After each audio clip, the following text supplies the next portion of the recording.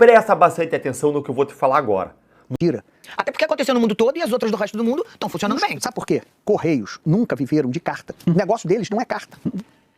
Acabou carta. O que quebra? A fábrica de envelope e o papel de carta. Esses sim viviam de carta. Qual é o negócio dos Correios? A entrega. Logística, sim. A entrega. Os Correios nunca viveram de cartas. Nunca. Ele pegava, a pessoa comprava um papel, comprava um envelope, escrevia uma carta e passava uma cola. Então a cola também devia ter prejudicado. Devia ter quebrado. O que era o negócio do Correios? Pega a carta aqui e entrega aqui. Portanto, o negócio dos Correios, se tivesse que descrever em uma palavra, é entrega. Fazemos entregas. Dane-se a carta.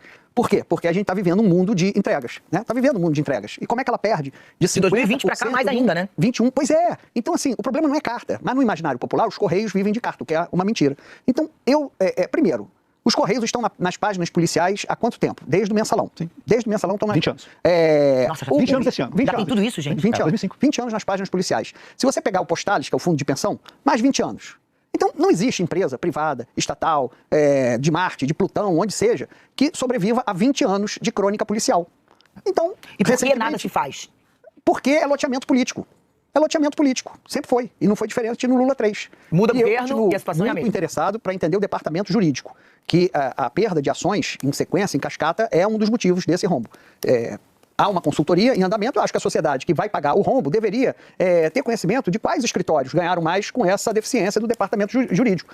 Não que a gente queira criminalizar a advocacia, mas como a gente vai pagar esse rombo, a gente tem direito de saber o que aconteceu e quem lucrou com isso. Aqui, pessoal, que o microfone da Globo não está aqui presente. O pessoal da Globo está por aí?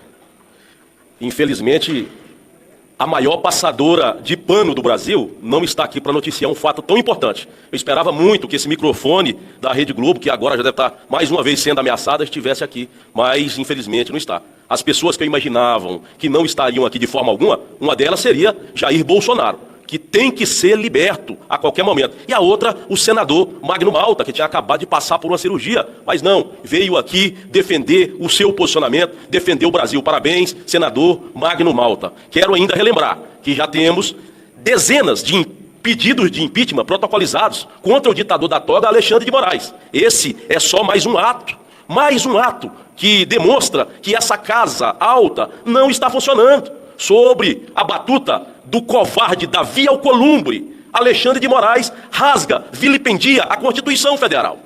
Não é a primeira vez, já são diversas, dezenas vezes que Alexandre de Moraes defeca na Constituição Federal. Senadores, a maioria deles, são covardes. Pode estar no Brasil, na China, no raio que o parta. Quero saber se mais de 15 senadores da República assinaram esse pedido de impeachment. Porque o Infoleg dá o direito do senador e do deputado federal, que também são covardes e canalhas, para assinarem. Ao todo, não tivemos 120 assinaturas. Onde estão esses covardes que foram eleitos pelo povo? Eu quero muito que o Brasil seja passado a limpo, que o violador dos direitos humanos, Alexandre de Moraes, seja impeachmentado. E que Bolsonaro, que nada fez, e diversos presos políticos sejam libertos. Porque eleições sem Bolsonaro, isso sim é golpe.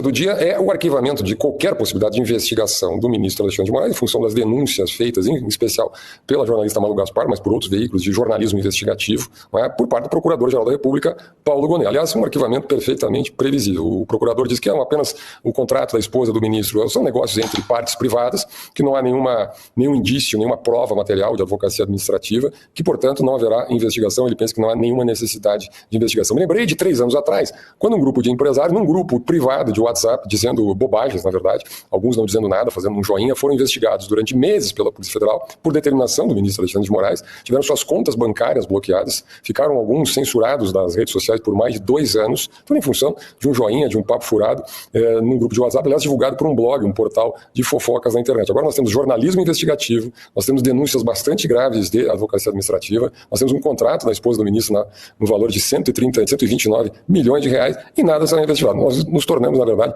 a república dos 2 pesos e das 2 medidas. Acho que é esse o objetivo do Gilmar Mendes, né? Ele quer provocar uma discussão e ele quer resolver o problema do Supremo agora. A gente sabe que eles estão muito preocupados com esses processos de impeachment que estão, esses pedidos de impeachment que estão no Senado, e acho bom até a gente esclarecer, né? São 33 pedidos, segundo a gente contou lá no blog, no Jornal o Globo, mas assim, até hoje nenhum saiu do lugar. Não saiu do lugar porque o senador Davi Alcolumbre não permite. Então, não é que existe uma grande ameaça. O que o senador Gilmar Mendes, o ministro Gilmar Mendes está preocupado é com o ano que vem. Né? A gente sabe que há um grande esforço da direita para tentar eleger o maior número possível de senadores, justamente para aprovar algum desses pedidos de impeachment, para tornar essa pressão irresistível. E o ministro Gilmar Mendes está vendo que isso pode realmente acontecer daqui a pouco. Agora, se você empurra esse debate para o ano que vem, a coisa já ganha um outro teor. Esse é o raciocínio do ministro, segundo inclusive outros ministros do Supremo com quem eu conversei. Agora, é inevitável você gerar um conflito, porque o que o ministro Gilmar Mendes está dizendo é que nenhum cidadão mais pode entrar com pedido de impeachment, sendo que você pode entrar com pedido de impeachment até para o próprio presidente da República, e está tirando prerrogativas do Senado. Acho que é esse o objetivo do Gilmar Mendes, né? Ele quer provocar uma discussão e ele quer resolver o problema do Supremo agora. A gente sabe que eles estão muito preocupados com esses processos de impeachment que estão, esses pedidos de impeachment que estão no Senado, e acho bom até a gente esclarecer, né? São 33 pedidos, segundo a gente contou lá no blog, no Jornal o Globo, mas assim, até hoje nenhum saiu do lugar. Não saiu do lugar porque o senador Davi Alcolumbre não permite. Então, não é que existe uma grande ameaça. O que o senador Gilmar Mendes, o ministro Gilmar Mendes está preocupado é com o ano que vem. Né? A gente sabe que há um grande esforço da direita para tentar eleger o maior número possível de senadores, justamente para aprovar algum desses pedidos de impeachment, para tornar essa pressão irresistível. E o ministro Gilmar Mendes está vendo que isso pode realmente acontecer daqui a pouco. Agora, se você empurra esse debate para o ano que vem, a coisa já ganha um outro teor. Esse é o raciocínio do ministro, segundo inclusive outros ministros do Supremo com quem eu conversei. Agora, é inevitável você gerar um conflito, porque o que o ministro Gilmar Mendes está dizendo é que nenhum cidadão mais pode entrar com pedido de impeachment, sendo que você pode entrar com pedido de impeachment até para o próprio presidente da República, e está tirando prerrogativas do Senado. Olha, tem mais uma informação da Malu Gaspar, divulgada hoje. Hoje? Então tá quente. Que diz o seguinte, que eu vou ler aqui na íntegra. Pivô das investigações de um esquema de fraude que teria chegado a 12 bilhões de reais, o executivo Daniel Vorcaro, dono do Banco Master, se reuniu com o diretor de fiscalização do Banco Central, o Ailton de Aquino Santos, horas antes de ser preso pela Polícia Federal em 17 de novembro. Vorcaro, Ailton de Aquino Santos e o ex-presidente do BRB, o Paulo Henrique, eles prestam depoimento na tarde de hoje. Então, esse diretor do Banco Central teria se reunido com Vorcaro no dia, em algumas horas antes do dia em que ele foi preso. Aí ela destaca aqui que o caso segue sob sigilo por determinação do relator Dias Toffoli, que designou um juiz auxiliar para supervisionar as oitivas. De acordo com o ofício assinado pelo chefe adjunto do Departamento de Fiscalização, Paulo Sérgio Neves de Souza, Aquino e Vorcaro tiveram uma videoconferência em 17 de novembro, em que também estava o chefe do Departamento de Supervisão Bancária do Banco Central, ou melhor, o chefe, Belini Santana. A reunião virtual durou cerca de 40 minutos, segundo o relato da Malu Gaspar, e nela, conforme um documento do próprio banco, que acabou sendo usado pela defesa do executivo para livrá-lo da cadeia, Vorcaro informou das negociações em curso na busca de uma solução de mercado para o conglomerado Master. Vorcaro acabou preso no mesmo dia, por volta de 10 da noite, no Aeroporto Internacional de Guarulhos, em São Paulo, quando tentava embarcar em um jato particular para Malta, sob suspeita de fugir do país. O documento do Banco Central diz que o executivo havia informado previamente a instituição que viajaria para Dubai, nos Emirados Árabes, para um encontro com um grupo de investidores estrangeiros. Mas não houve correspondência, e-mail ou mensagem escrita com informação sobre a viagem para a finalização das tratativas com investidores árabes. Ou seja, o que houve foi uma comunicação verbal de Vorcaro durante a videoconferência que não foi gravada. O documento foi citado pela desembargadora do Tribunal Regional Federal da Primeira Região, a Solange Salgado, na decisão de transferir Vorcaro da cadeia para a prisão domiciliar com uso de tornozeleira eletrônica. Portanto, essa informação de hoje é uma informação importante de que Vorcaro teria se reunido com o diretor do Banco Central horas antes, pelo menos virtualmente, horas antes de ser preso pela Polícia Federal em novembro. Perfeito, obrigado, Barroso. Cláudio, entendo eu também que esse passo atrás, nessa tal da acariação que aconteceria hoje, primeiro porque não caberia, Borgo fez essa análise dias atrás aqui na Auriverde, não caberia nessa etapa a acariação. Não tem, salvo engano, ninguém indiciado. Não sei como é que tá. O juridiquês é contigo, Cláudio. Mas entendo que a acariação agora não era o momento. Se era para colocar pressão sobre esse diretor do Banco Central, entendo eu que existe uma pressão sobre Toffoli maior do que ele conseguiria colocar sobre esse diretor do Banco Central com o conteúdo encontrado no celular de Vorcaro. Festas na casa de Vorcaro, já considerado Jeffrey Epstein do Brasil, Tupiniquim, tem coisa para ser contada aí e muito provavelmente, a partir destas informações contidas no celular de Vorcaro, a decisão de deixa essa cariação para depois, Cláudio. Alexandre, tá me ouvindo? Perfeito, perfeito. Então, viu, Alexandre? Toda essa história da cariação é uma aberração jurídica, mais uma aberração jurídica que está sendo promovida pelos ministros do Supremo. Repito, por que os ministros do Supremo fazem isso? Lembrem-se, brasileiros, eles não são, na minha percepção, apesar do que escrevem por aí, apesar do que falam por aí, apesar do que eles falam, na minha percepção de profissional do direito, eles não são juízes, não. Eles não prestaram concurso para ser juízes, eles não obedecem à lei orgânica da magistratura, eles não obedecem ao Conselho Nacional de Justiça. Eles não são juízes, não. Eles são ministros do STF, é uma entidade fora acima do Poder Judiciário, como água e óleo. A maioria dos juízes, a maioria absoluta dos juízes não concorda, mas está proibido de falar, porque se juízes falarem, eles são perseguidos dentro da magistratura pelo Conselho Nacional de Justiça. Então, vamos lá, ministros do STF não são juízes. Eles não obedecem à lei, não obedecem nada. Então, eles fazem a aberração jurídica que eles quiserem. E nessa aberração jurídica, o Toffoli agendou essa acariação, que está prevista lá no artigo 229 do Código de Processo Penal, e fala que a acariação é admitida entre acusados. Então, se eu sou acusado da prática de um crime, o Wellington é acusado da prática de um crime, e o Pitoli também, o crime de falar a verdade, pode, num processo penal lá na frente, pôr nós três, um frente ao outro, para serem inquiridos e explicar. Nós somos acusados. Agora, se eu e o Wellington somos acusados de um crime, e o Pitoli é testemunha, podem fazer uma acariação entre os acusados e a testemunha. Pode ter também a acariação entre testemunha e acusado, junto com a pessoa que foi ofendida. Não existe acariação no Brasil, do Código de Processo Penal, entre testemunha ou acusado ou ofendido com o investigador. Não existe na acariação para chamar um investigador de polícia, um agente da Polícia Federal, um delegado civil, um delegado da Polícia Federal. Não existe acariação para chamar um policial militar que prendeu em flagrante. A acariação do cidadão que representando o Estado, fiscaliza, monitora ou prende, não existe acariação com o outro lado. Não existe isso. É uma aberração jurídica inventada pelo ministro Toffoli, junto com o momento que o Borgo falou, e é verdade, não se faz acariação no começo do processo. Por isso que a palhaçada foi tão escancarada, ficou tão exposta, tão ridículo para o Supremo Tribunal Federal, que o ministro Toffoli jogou para a Polícia Federal decidir se quer ou não quer a acariação. Porque quem está fazendo a investigação é a Polícia Federal, com o Ministério Público monitorando. O juiz não participa do processo de investigação. Quando um juiz participa do processo de investigação, esse processo é nulo. E eu tenho decisões, o Brasil tem decisões do STJ, Superior Tribunal de Justiça, que anulou agora em dezembro investigações onde um juiz comum do Brasil, quis conduzir parte da investigação.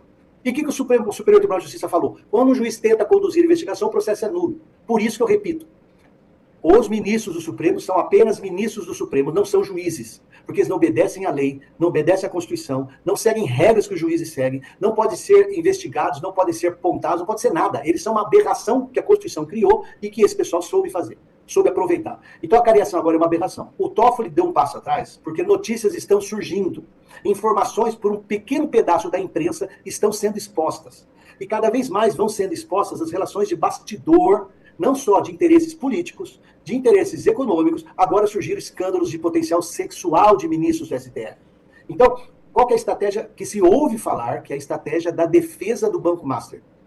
Anular essa liquidação feita pelo Banco Central para criar uma outra situação em que divida uma parte de bens que possa ser vendida, que é isso que o Vorcaro quer, vender uma parte do Banco Master, que é chamado títulos saudáveis, e deixar os títulos podres para o BRB ou para o Estado brasileiro.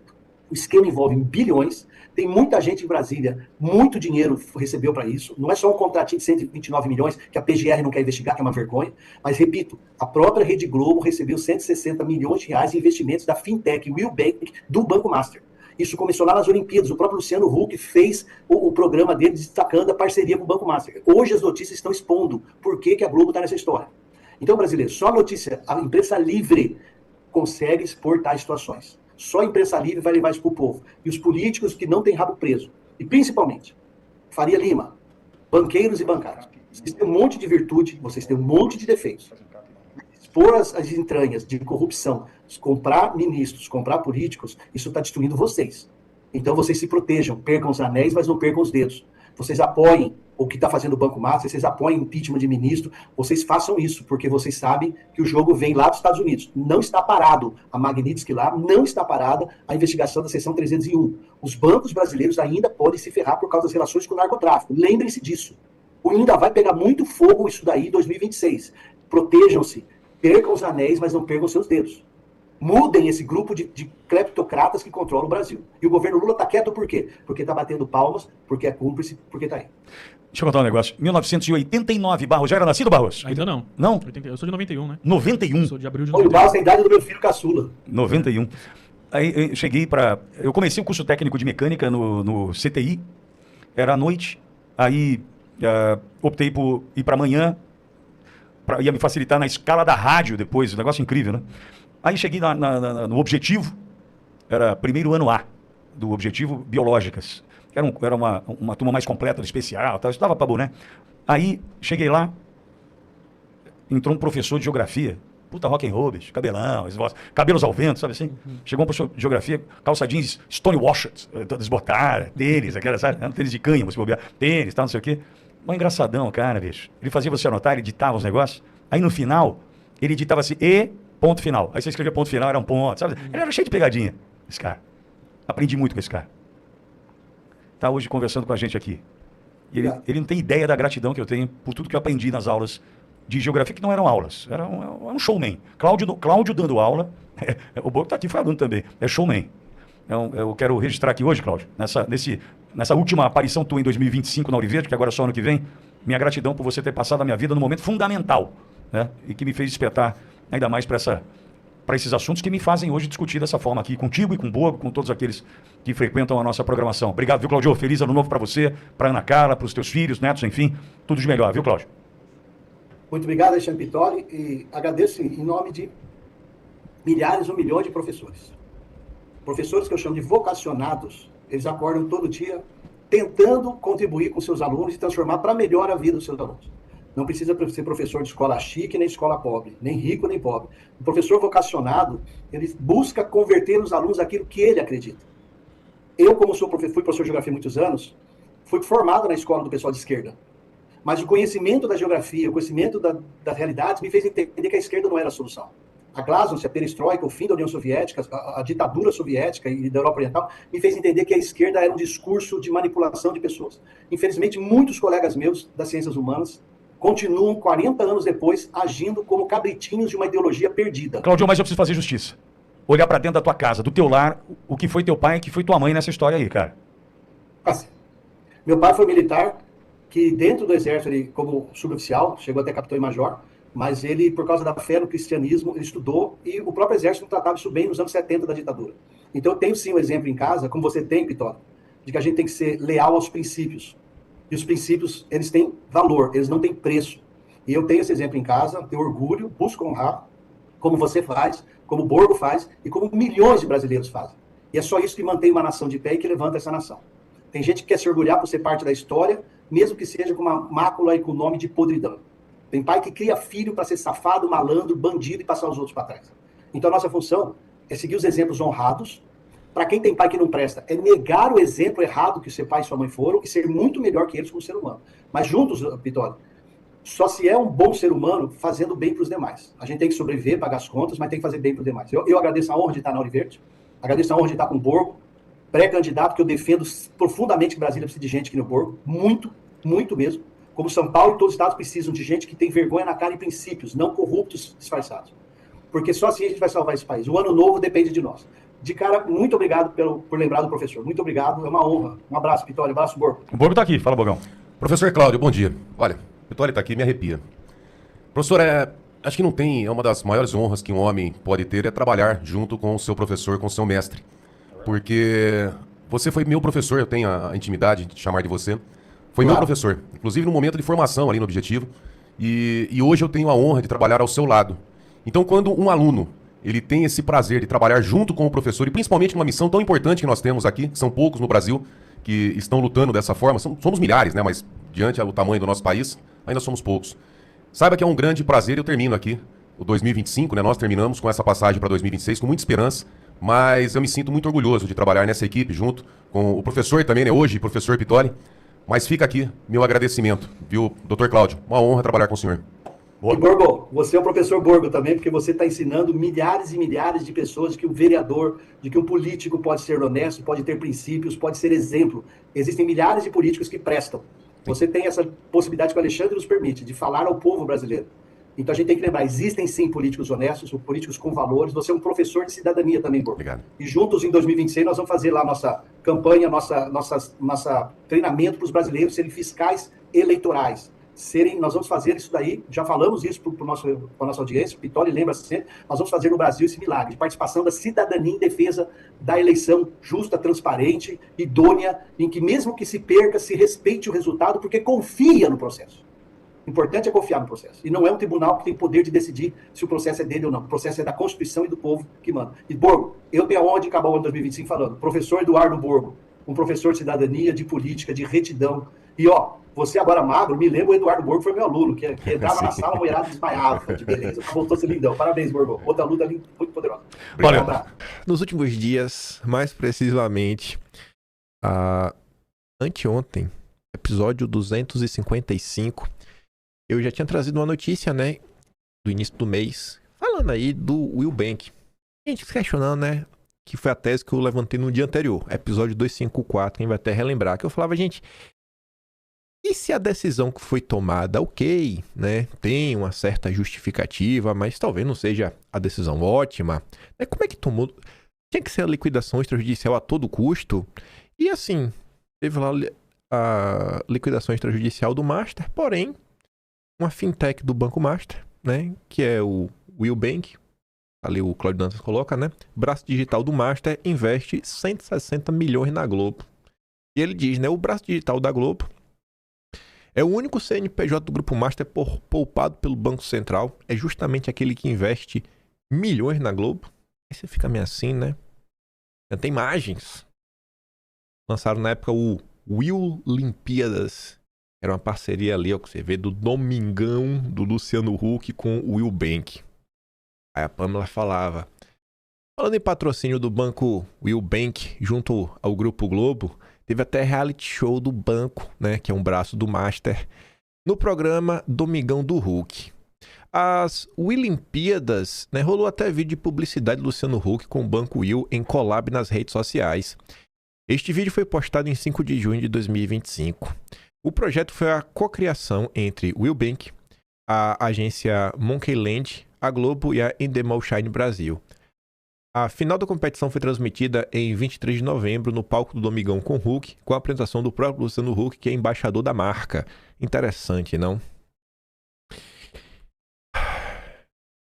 No meio dessa confusão, da careação, o Banco Central ganhou um apoio forte aí. Os zongueiros ligados aos Soros, que já protagonizaram diversos episódios no Brasil, inclusive quando teve o escândalo do Twitter Files Brasil, eles apareceram para ir para cima até do Elon Musk. Educafro questiona a inclusão do único diretor negro do Banco Central em acariação do Banco Master. A Educafro questionou a acariação terminada pelo Toffoli por incluir o único e primeiro diretor negro do Banco Central, Ailton de Aquino Santos. Em manifestação direcionada ao próprio Toffoli e aos presidentes do Supremo e do Banco Central, além da PGR, a entidade destaca que a exposição pública de diretor técnico, ainda que formalmente testemunhal, pode produzir na sociedade afro-brasileira efeitos simbólicos relevantes e preocupantes. Imagine, viu? Esse tipo de coisa torna esse episódio meio estranho, vocês não acham, não? Rapaz, velho. Sabe, todo mundo saiu em defesa do Banco Central. Isso me incomodou 2 dias atrás. Ex-diretores do Banco Central. Supremos faz bullying e liquidação do Master é irreversível. A garantia, eles estão falando, não está falado, né? Quem sou eu para questionar? Eles são do Banco Central. Eles sabem de tudo. O curioso é que, como o Renato diz, né? A gente também falou nos últimos dias, eles se calaram enquanto a direita era perseguida e inocentes eram presos. E essa autofagia sistêmica dure bastante. Eu realmente quero ver esse pessoal brigar sem dó nem piedade. E Renato relembrou, né? Mostrando ali os ex-diretores do Banco Central, ex-membros. Estão dando certo, não pode mudar nada. Renato falou o seguinte, né? Cara, coloca a matéria de setembro. Não me lembro, né, na época, ter saído alguma nota na imprensa dizendo que o Banco Central estava sendo atacado ou pressionado. Nessa época que ninguém falou nada. E o diretor envolvido nessa notícia, temos que falar dele. Falaremos dele. Decisões do Banco Central favorecem o BTG do Dedé e geram 11 bilhões em créditos contra a União, diz a denúncia. O Diego Costa até colocar um pouco disso aí na sua notícia. E na época, quem fez um pedido de esclarecimentos em relação a essa movimentação foi o deputado federal Felipe Barros, lá do Paraná. Aqui ninguém reclamou, aqui não apareceu ninguém do Banco Central para falar nada. 11 bilhões. Isso daqui me pegou demais. Tudo era coisa que a gente ia comentar ontem. E eu já ia comentar aqui, gente, no seguinte tom, né? Interferências do Supremo e do TCU na liquidação do Banco Master acendem alerta no FMI no Banco Mundial. Como eu falei 2 dias atrás, tem algumas coisas que são muito estranhas, sabe? Estar ao lado da Globo é meio incômodo pra mim, sabe? Assim, cara, por mais que às vezes o relógio parado, né, acerte o horário 2 vezes por dia, é algo estranho. Quando o FMI e o Banco Mundial estão preocupados, eu fico assim olhando, né? Rapaz, onde é que estava essa turma? Porque, olhei ali a parte de baixo, né? Ações para rever processo devem levar técnicos do FMI a rebaixar a avaliação de solidez financeira do Brasil. Beleza, mas... Agora você vê, a gente teve umas notícias tempos atrás da melhora do rating do Brasil logo após o Lula se encontrar com as agências de rating. E um episódio que, inclusive, ocorreu de forma muito similar na era Dilma com a mesma agência. Quando aconteceu isso no Brasil, os diversos jornais falaram que era um absurdo, que não faz nenhum sentido. A turma da Freire me falou, cara, não tem como levantar isso. Naquele momento a FMI não falou nada, o Banco Mundial não falou nada. Você vê que você teve uma empresa americana no Brasil que teve as suas contas bloqueadas, por causa de um CNPJ diferente do dono, que tem um dono em comum, que era o Elon Musk. Por conta do Twitter, bloquearam as contas da Starlink. Aquilo ali não gerou, sabe, nenhuma preocupação, nenhuma notinha do FMI, do Banco Mundial. Mas, nesse caso agora, a turma ficou preocupada. Beleza, é um banco. Mas eu fico assim, sabe? Normalmente estar ao lado do FMI não é legal. Eu, pelo menos, não quero estar, né? Eles estão certos e eu que estou errado. Eu quero estar errado. Eu quero estar errado. Deixa o FMI estar certo. Mas vamos lá. Vamos lá. O UOL disse ontem que os ministros do Supremo não descartam que Toffoli anule a liquidação do Master. E ela fala aqui, né? Vai saber pormenores.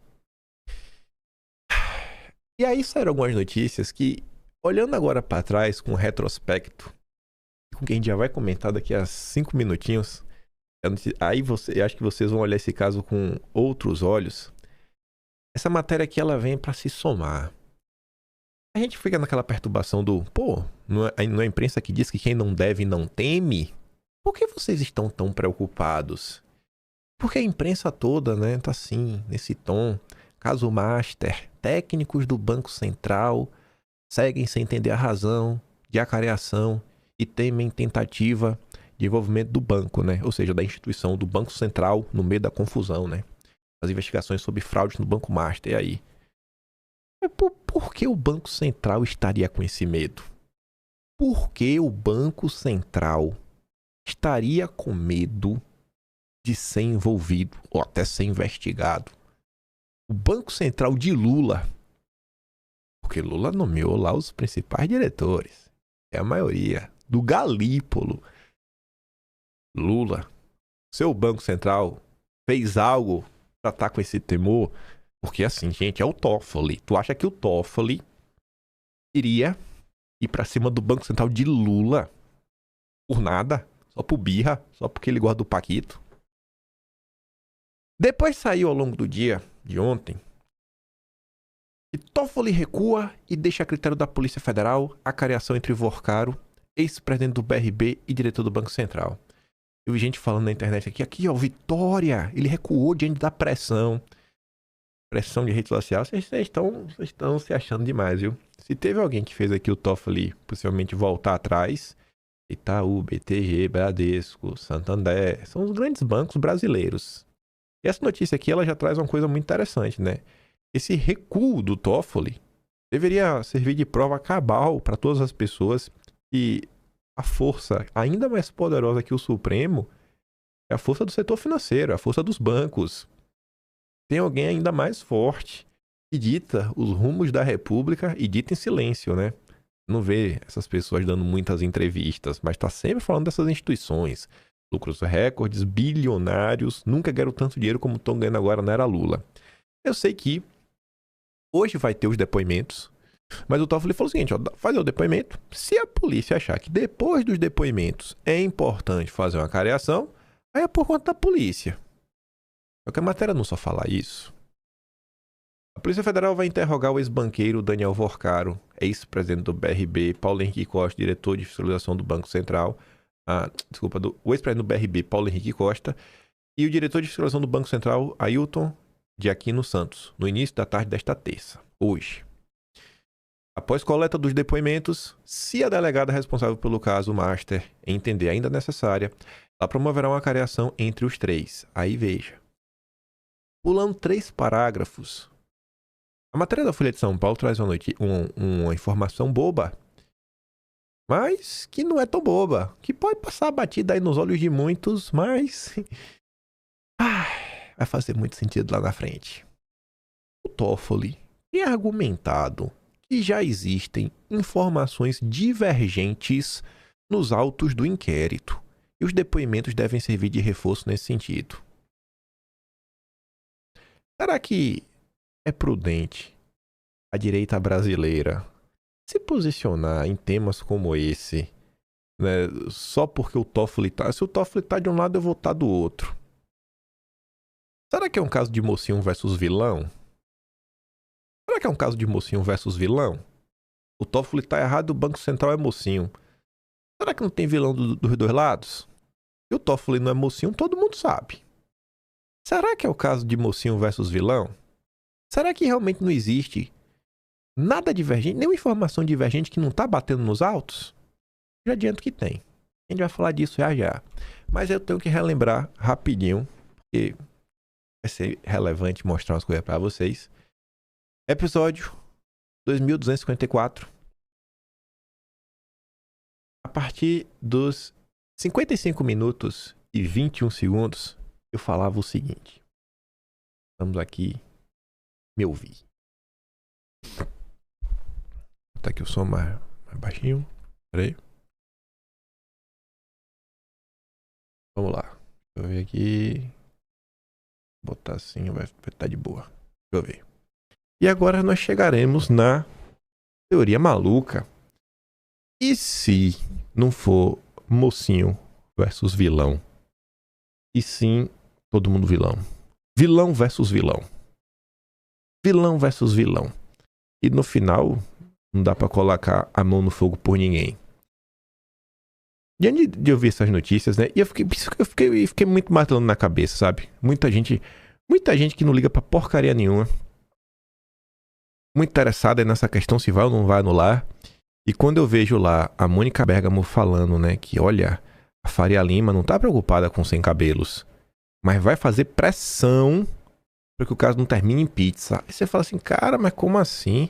A Faria Lima fazendo pressão direta no Supremo? A Mônica Bergamo falando isso. Você tá falando claramente que o Supremo Tribunal Federal Brasileiro, ele é suscetível à pressão de banqueiros? Aí eu fui conversar com gente que é da área, né? Que é realmente do mercado financeiro. Conversei com algumas pessoas. E aí elas, mais de uma me passou essa mesma visão, que não é a visão que tá na caixinha, não tá no dia a dia do mainstream da imprensa. E aí eu peguei o que eles me falaram, né?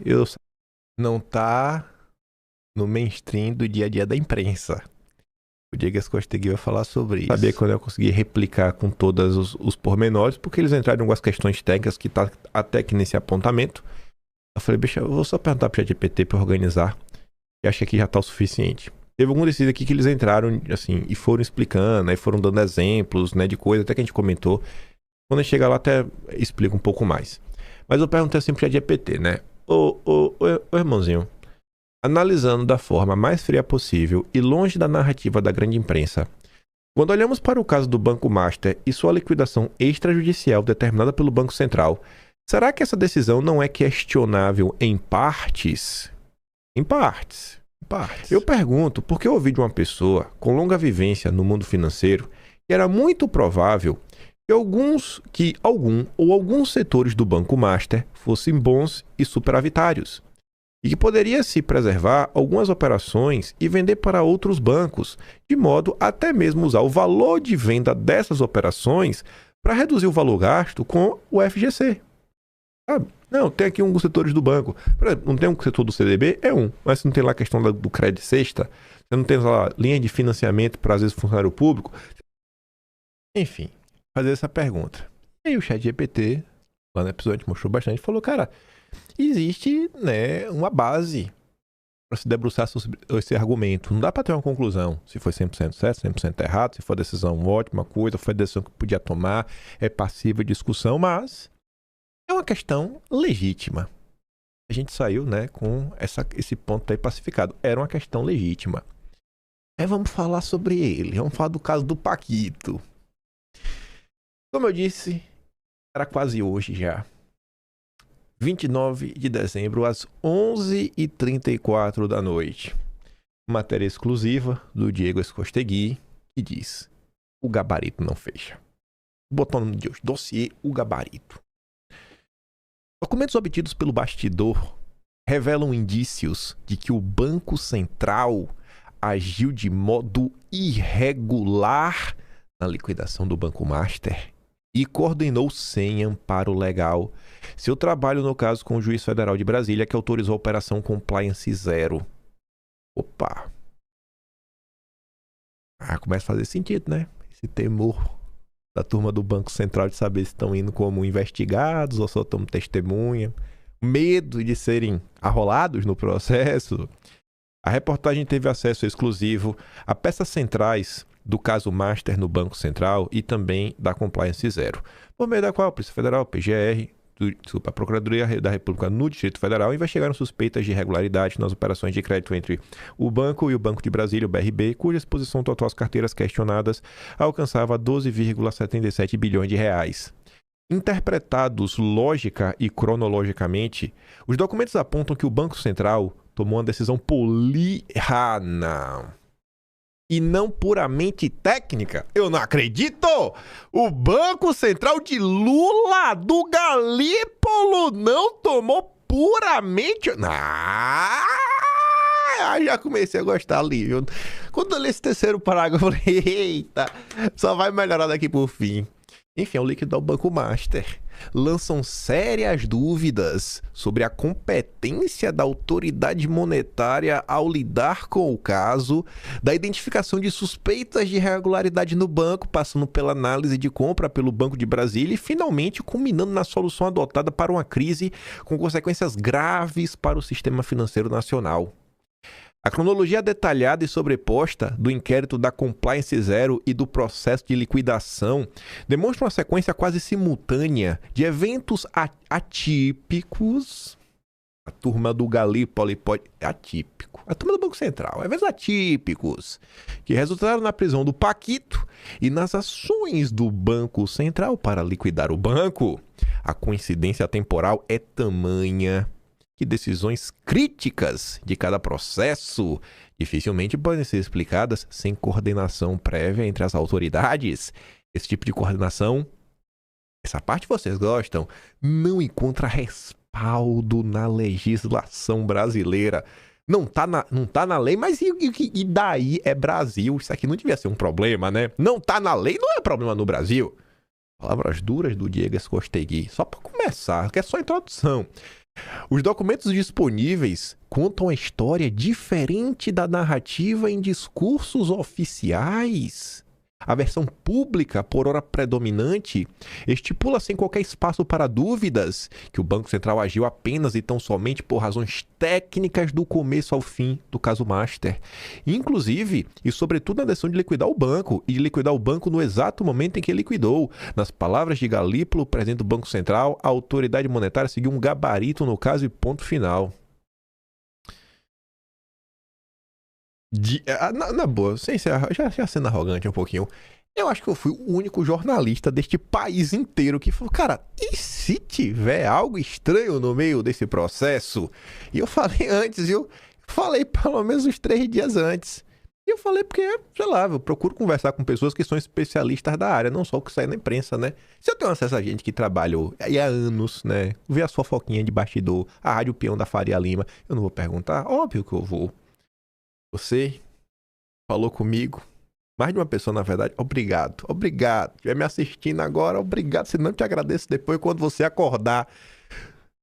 No momento em que a investigação criminal da Compliance Zero e a liquidação do Master se misturaram as ações recentes do Toffoli e as suspeitas de Dom Pedro III, a cronologia sóbria e documental ganha a especial força. É ela que segue abaixo. Vamos tentar tirar essa politização do tema e olhar a decisão técnica do Banco Central do Galípolo. Os 42 minutos que enterram uma possível solução de mercado. Segunda-feira, 17 de novembro de 2025, começou para o Paquito como o dia em que ele anunciaria a solução para o maior problema de sua vida empresarial. O Banco Master, que ele controlava desde 2018, enfrentava havia meses questionamentos do Banco Central sobre a qualidade de suas carteiras de crédito e sobre a saúde financeira do conglomerado. A negociação com o Banco de Brasília, que pretendia comprar o Master, havia sido rejeitada pelo Banco Central em setembro. Mas desde outubro, Vorcaro negociava a venda para o grupo Fictor, uma holding financeira nacional que traria consigo investidores árabes dispostos a aportar 3 bilhões de reais na instituição. Naquela manhã, ele estava pronto para avisar o BC do negócio e formalizar o acordo. Horas depois, estaria preso. Para entender o que aconteceu naquele dia, é preciso conhecer 2 mecanismos que correm em paralelo quando o banco entra em crise no Brasil. De um lado, o Banco Central supervisiona a instituição e pode, se julgar necessário, decretar uma liquidação extrajudicial, uma espécie de fechamento forçado em que o banco para de operar, seus administradores são afastados e um liquidante nomeado pelo Banco Central assume a tarefa de vender os ativos e pagar os credores. É uma medida grave, a última opção prevista em lei e costuma resultar em prejuízos para depositantes que excedem o limite garantido pelo FGC e também para investidores. Do outro lado, quando há suspeita de crimes como fraude, gestão temerária ou lavagem de dinheiro, a Polícia Federal e o Ministério Público podem investigar e pedir à Justiça medidas como busca e apreensão, bloqueio de bens ou até a prisão. São 2 trilhos distintos. Um é administrativo e conduzido pelo Banco Central. O outro é criminal, conduzido pelas autoridades policiais e judiciais. Não dá para misturar. Um faz um, outro faz outro. Será que misturou? A lei prevê que o Banco Central comunique ao Ministério Público Federal quando identificar indícios de crime, mas não prevê. E aí o Escostegui diz, e este é o ponto central desta história, a lei não prevê que essas 2 esferas atuem de forma coordenada, sincronizada, quase coreografada. O Paquito pediu audiência ao Banco Central para comunicar, o negócio. Isso aqui já é curioso, a videoconferência. A videoconferência entre o Paquito e os diretores da área de fiscalização do Banco Central começou às 1h30 da tarde e terminou às 2h10 da tarde. Do lado do Banco Central participaram o Ailton, esse daí que foi convidado para o depoimento na polícia, Beline Santana, que é chefe do Departamento de Supervisão Bancária, o Ailton é diretor de fiscalização, e Paulo Sérgio Neves de Souza, chefe adjunto do mesmo departamento. A reunião estava na agenda pública do Banco Central, registrada como, aspas, audiência por videoconferência com o Paquito para tratar de assuntos de supervisão, fecha aspas. O Paquito explicou a situação de liquidez do conglomerado e as tentativas em curso para tentar resolver. Devo, não nego, pago quando der e acho que tem uma data. Basicamente isso. Paquito anunciou que pretendia divulgar até o final daquele dia a venda do Master para o grupo Fictor e que viajaria naquela mesma noite para Dubai, nos Emirados Árabes Unidos, para assinar o contrato e anunciar a operação com os investidores estrangeiros que integrariam o novo bloco acionário. Disse ainda que protocolaria os documentos da transferência de controle junto ao Banco Central naquele mesmo dia e que esperava anunciar nos dias seguintes a venda de outras 2 empresas do grupo, a Will Financeira e o Banco Master de Investimentos. Quando a reunião terminou às 2h10 da tarde, Paquito tinha razões para acreditar que o Banco Central analisaria a proposta e que a crise estaria perto do fim. Falou, pô, não deixaram vender meu banco pro BRB, achei um vendedor, pronto, vou vender agora, meu banco vai voltar a ter uma certa saúde, tudo mais, vida que segue, resolvi meu pepino. O que ele achava. 8 dias depois, o próprio Banco Central confirmaria em documento oficial, e aí eu consegui coloco o documento, ó, informações de despacho 36790/2025-BCB/DESUP, a existência dessa reunião. O documento oficial realmente teve essa reunião, mas veja só, né? É um banco médio no Brasil, não é um banquinho pequeno, é um banco médio, uma situação, né, crítica, que havia sido discutido, já tinha tido o caso do BRB, e agora parece que ia ter uma certa alternativa. Você está falando com o regulador nacional, que é o Banco Central, você fez uma videoconferência, e aí o Banco Central confirma que teve, está em documento, mas a videoconferência não foi gravada. Mas não gravou? Não. Ah, mas não gravou porque, sei lá, o pessoal fez uma ata, né, com as informações. Não teve ata. Ué, não teve ata, não. E não gerou nem o registro escrito. Uai! Foi no fio do bigode. Isso é normal, gente? Isso é normal? Isso é postura de Banco Central? Cara, isso aqui não é uma negociação, tá comprando um picolé e uma paçoquinha. Isso aqui é coisa séria, pô. A gente tá falando de uma coisa, uma liquidação extrajudicial. Qual é o impacto disso daqui no FGC? 40, 50 bilhões? Não tem nada registrado? Uma reunião sobre a venda de um banco simplesmente não deixou rastro substantivo nos arquivos da autarquia. Não havia gabarito. Mas vai ficar bom, né?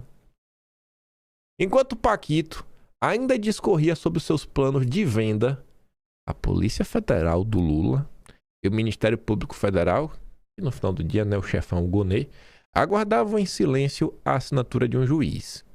O inquérito sobre irregularidades no Master, batizado de Operação Compliance Zero, tramitava na 10ª Vara Federal do Distrito Federal desde que o Banco Central comunicara ao Ministério Público Federal, em julho de 2025, indícios de crime contra o sistema financeiro.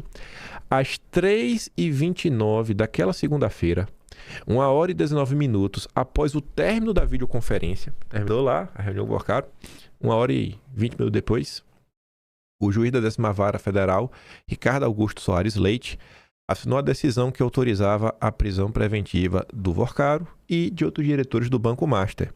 A decisão mencionava a gravidade dos crimes em tese praticados, o risco de fuga e a necessidade de garantir a ordem econômica. Não mencionava a videoconferência, que acabara de ocorrer, nem a proposta de venda que circulava na imprensa desde o início daquela tarde. Circulou, inclusive, acho que no Lauro Jardim, a venda por Fictor. Para todos os efeitos, a decisão de prender o Paquito e os demais diretores do Master naquele exato momento nada tinha a ver com a reunião que acabara minutos antes. E então veio o intervalo de 42 minutos que concentra as maiores perguntas desta história. No sistema interno do Banco Central, existe um processo eletrônico, né, PE, processo eletrônico, número 285696, que documenta a supervisão exercida sobre o Banco Master. Desde março de 2025, técnicos do Banco Central vinham registrando ali os ofícios, os pedidos de esclarecimento, as respostas do banco, as análises internas. A última movimentação havia ocorrido em 20 de outubro de 2025, um documento de número 196. 20 de outubro de 2025, quem já estava novembro. Um documento de número 96 foi inserido no processo e depois disso, silêncio. Durante 28 dias, nada foi acrescentado. Até que, às 4h11, 42 minutos depois, né? Exatamente 42 minutos após o juiz autorizar a prisão de Vorcaro, o processo voltou a tramitar. 28 dias parado. Deu a decisão, voltou a tramitar. Documentos de número 197 a 204 foram inseridos em sequência. E aí que vem um ponto. Sem qualquer menção à videoconferência daquela manhã ou à proposta de venda do Grupo Fictor. Cara, todos os ofícios do caso, gente, ó. Todos os ofícios, pedido de esclarecimento, respostas do banco, análise interna. Tava ali, ó. O Banco Central olhando tudo de relevante do Banco Master. Tudo de relevante. Desde 20 de outubro ficou parado. Parado. 28 dias parado. Isso porque teve a videoconferência, falou, pô, você faz uma videoconferência para falar que você arrumou uma solução de mercado com banco, investidores internacionais. Isso não é digno de nota? E aí o documento seguinte, que é o 197, e os outros, não fala sobre isso. E o time, né? Logo depois da decisão do juiz. 23 minutos depois, 4h34, o juiz da 10ª Vara Federal expediu o mandado de prisão preventiva contra os diretores do Master. No jargão processual, expedir o mandado significa transformar a decisão judicial em um documento que autoriza a polícia a efetuar a prisão.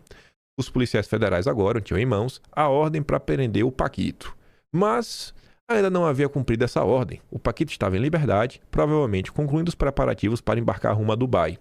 E foi nesse intervalo entre a expedição do mandado e a prisão preventiva, às 5h18 da tarde, que o juiz assinou um ofício, olha só, endereçado ao Galípolo, presidente do Banco Central, o ofício número, tá ali, 10ª Vara, SJDF, número 390.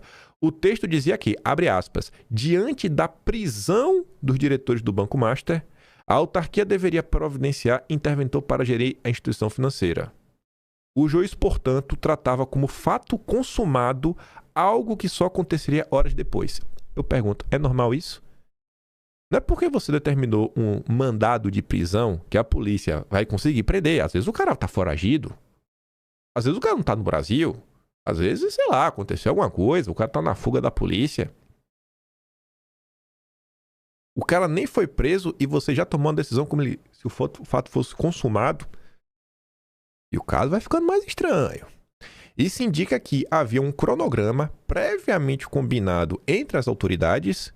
O juiz sabia que a prisão ocorreria naquela noite e já antecipava ao Banco Central as providências que viriam a seguir. Eu sabia até que a pessoa interventou.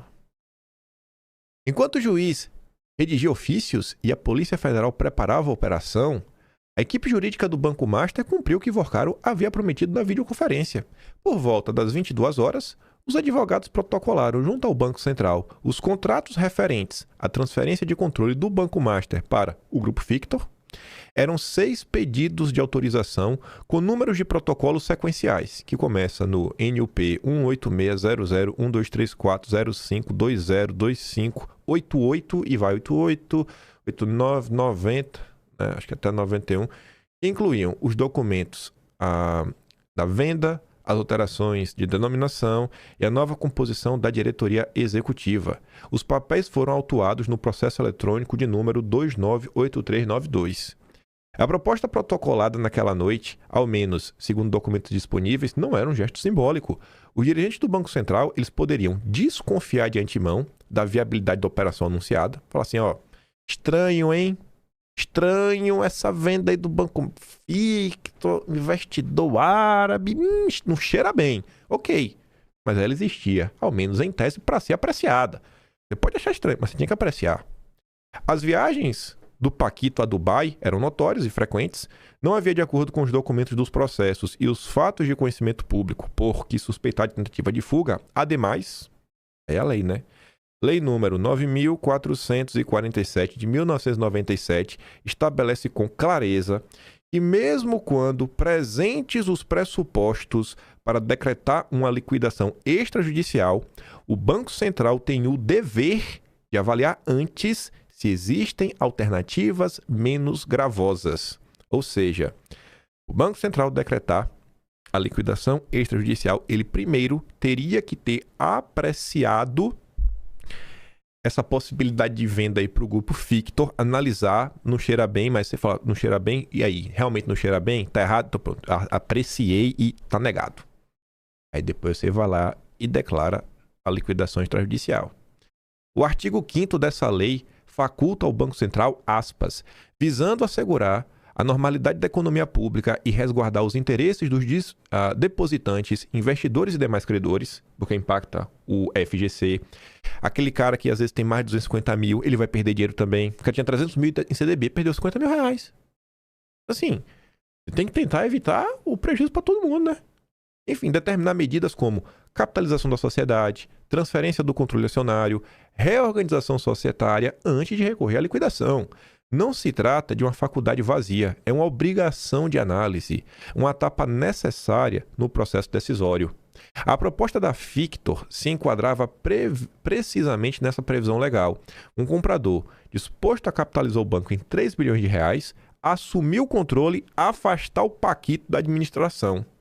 Se aprovada, resolveria simultaneamente duas questões: a crise de liquidez do banco e a permanência do controlador questionado. Se questionava, o Paquito vai ficar à frente? Não, a gente vai tirar ele e vai ter liquidez, vai injetar aqui 400 milhões de dólares, que na conversão dá basicamente que bota aí a 5, né? Mais de 2 milhões de reais. Sem os traumas, das 2 bilhões, sem os traumas de uma liquidação. Se negada, daria mais solidez a uma solução mais grave. A proposta, porém, não foi analisada. Aí volta lá na matéria do Valdo Cruz. A turma do Banco Central tá com medo do Banco Central aparecer como investigado no inquérito. E aquela dúvida que eu coloquei lá no início. E se quando o Toffoli pegou para analisar esse documento e percebeu que a história não tava batendo e falou, cara,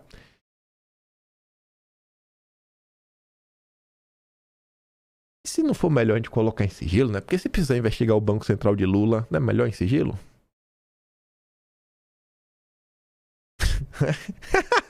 Rapaz, o negócio que fica, né? Não, assim, isso não faz a turma do Paquito mocinho, não. Não faz um pobre coitado.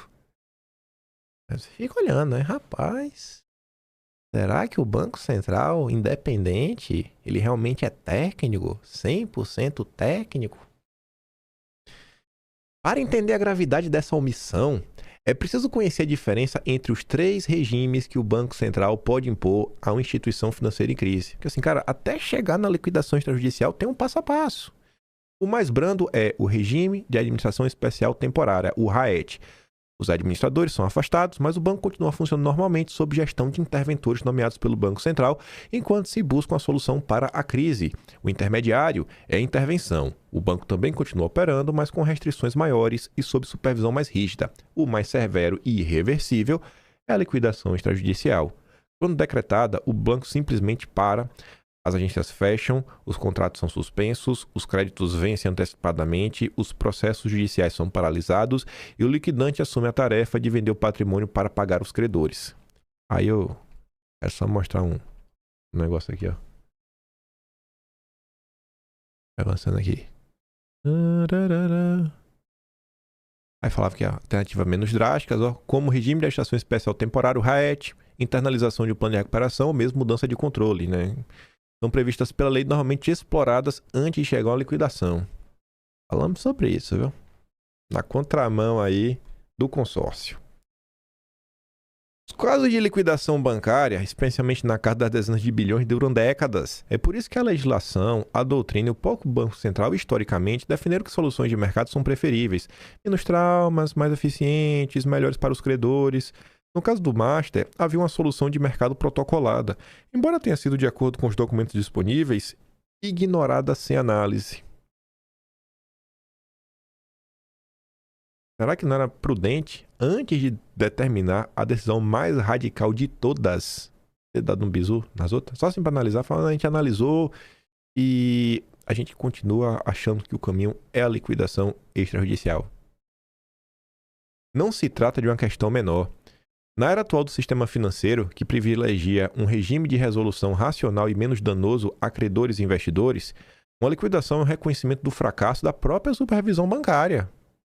O Banco Central tinha que ter fiscalizado, né? O banco mais foi vendendo CDB, vendendo. E aí, irmão, tu não parou pra olhar? Enfim, da própria capacidade do Banco Central, no caso de resolver um problema de modo adequado, quase todos perdem numa liquidação. Mas há quem ganhe. Aqui agora a coisa começa a ficar curiosa. Nem todo mundo perde numa liquidação extrajudicial. Tem quem ganhe. Quem?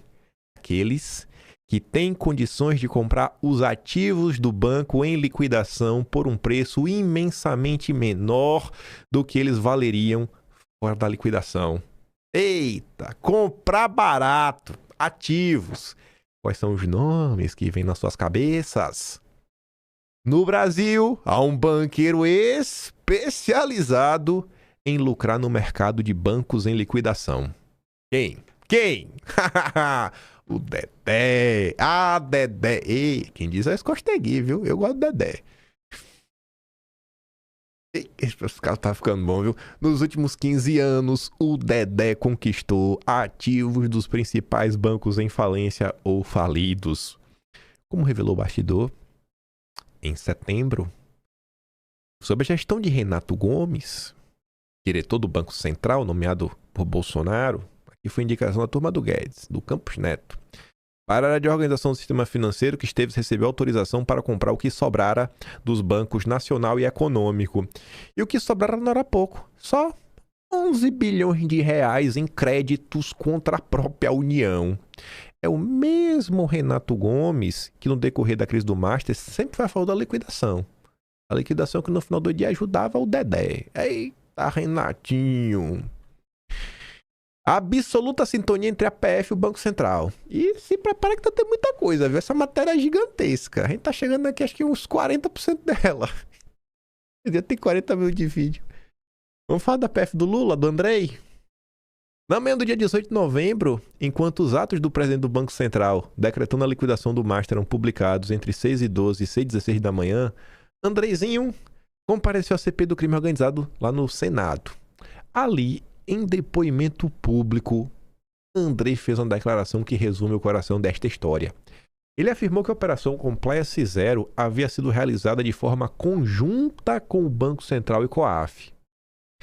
Em entrevista posterior ao programa Canal Livre na TV Bandeirantes, Andrei foi ainda mais explícito. Ele disse que desde o minuto 1 houve essa conexão e que as autoridades trabalham com absoluta sintonia e encaixe de interesses.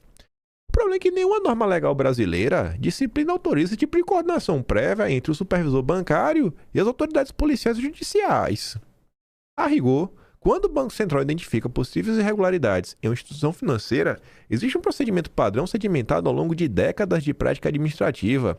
O artigo 9º da Lei Complementar 105/2001 prevê que a autarquia deve comunicar ao Ministério Público indícios de infrações penais identificados no exercício da fiscalização. Ele comunica. Mas a prática institucional consolidada determina que essa comunicação seja feita somente após a instauração de processo administrativo sancionador. A razão é elementar. A instauração de um processo administrativo sancionador exige a aprovação do Comitê de Instauração de Processos Administrativos Sancionadores da área de fiscalização, COPAD-DIFES, órgão colegiado composto por 3 chefes de departamento, 4 chefes adjuntos e outros servidores convidados. Esse crivo coletivo funciona como filtro de qualidade, assegurando que a acusação tenha consistência técnica antes de ser encaminhada às autoridades criminais. No caso Master, esse filtro foi ignorado. Em julho de 2025, enquanto o Renato Gomes, diretor do Banco Central, a turma do Campos Neto, responsável pela organização do sistema financeiro, a DIORF, pressionava internamente pela decretação da intervenção no Banco Master, o Departamento de Supervisão Bancária, o DESUP, abriu procedimento para comunicar indícios de crime ao Ministério Público Federal.